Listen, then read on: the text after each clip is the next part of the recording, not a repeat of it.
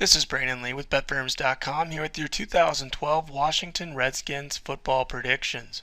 Things have not quite gone the way that owner Daniel Snyder had envisioned when he signed Mike Shanahan 2 years ago. The Washington Redskins are just 11-21 in Shanahan's first 2 years on the job.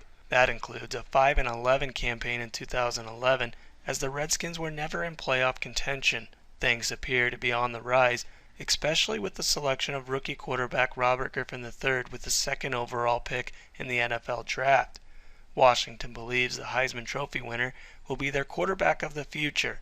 Here's a look at the offense and defense, as well as my predictions on where the Redskins finish in the NFC East. The offense put up just 18 points and 337 total yards per game last season.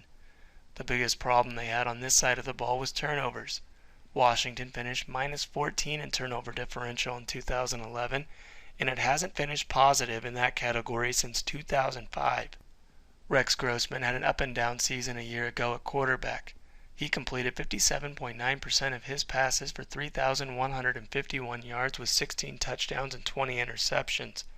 He was replaced by John Beck for a few starts, but it didn't make much of a difference. With Beck gone to Houston, the backup job to Griffin III will go to Grossman. The Redskins use a committee approach at running back. Leading rusher Roy Helu returns.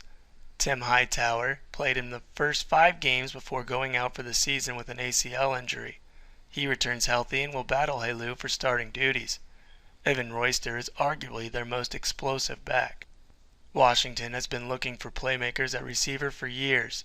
It addressed this need in the offseason by signing Pierre Garçon from Indianapolis and Josh Morgan from San Francisco. However, the Redskins must part ways with leading receiver Jabbar Gaffney, and he'll be missed. The productive Santana Moss returns, as does underrated tight end Fred Davis. The offensive line saw several injuries last year that forced this unit to play musical chairs. Only center Will Montgomery and right guard Chris Chester started all 16 games. The Redskins will return the 5 linemen that started Week 1 last year. Hopefully for their sake, left tackle Trent Williams, left guard Corey Lichtensteiger, and right tackle Jamal Brown can stay healthy this year. The defense improved last season, allowing 22.9 points and 340 total yards per game while registering 41 sacks. With 12 of their top 15 tacklers back, I look for the stop unit to continue making strides in 2011. This should be Shanahan's best defense yet.